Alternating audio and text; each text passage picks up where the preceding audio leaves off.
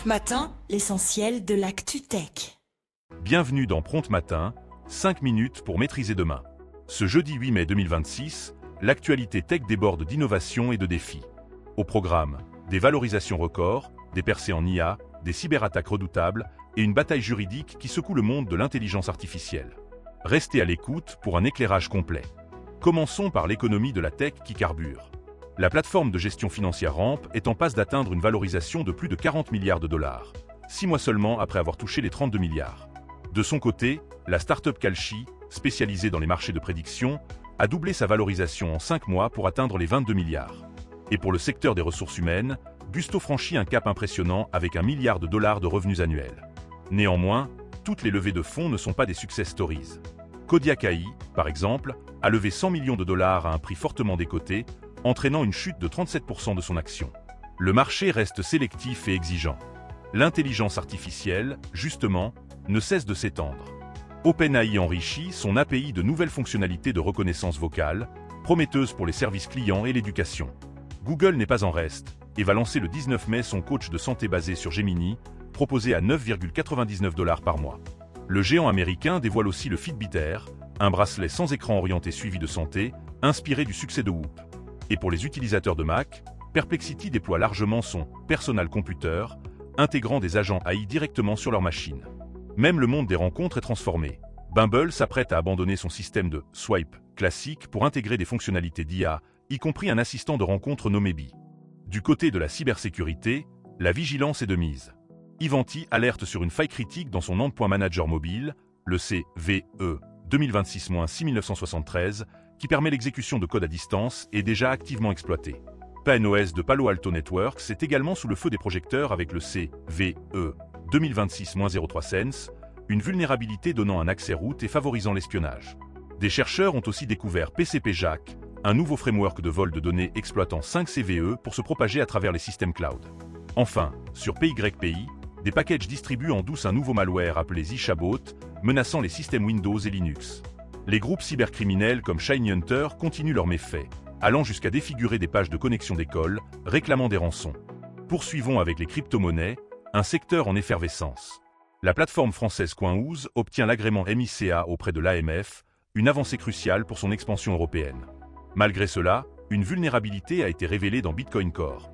Bien qu'elle ait été corrigée il y a un an, elle aurait pu faire planter certains nœuds Bitcoin. Heureusement, sans compromettre le consensus du protocole. Les institutions financières traditionnelles se positionnent. Morgan Stanley entre dans la danse du trading de Bitcoin avec des frais ultra compétitifs. Pendant ce temps, le TON Coin de The Open Network s'envole, avec une hausse de 115% en 7 jours, tirée par les dernières actualités de la blockchain TON. Certains experts vont même jusqu'à prévoir le Bitcoin à 1 million de dollars dans 5 ans. Passons aux grandes manœuvres stratégiques de nos acteurs technologiques.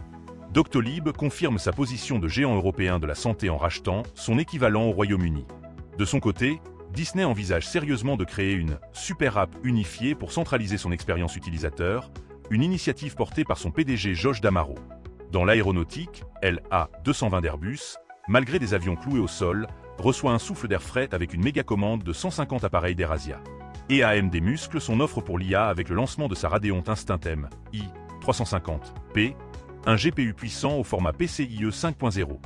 Et pour une note plus légère, mais tout aussi révélatrice des évolutions mondiales, direction le Japon. La crise énergétique, notamment liée à la guerre en Iran, et le réchauffement climatique bousculent les codes.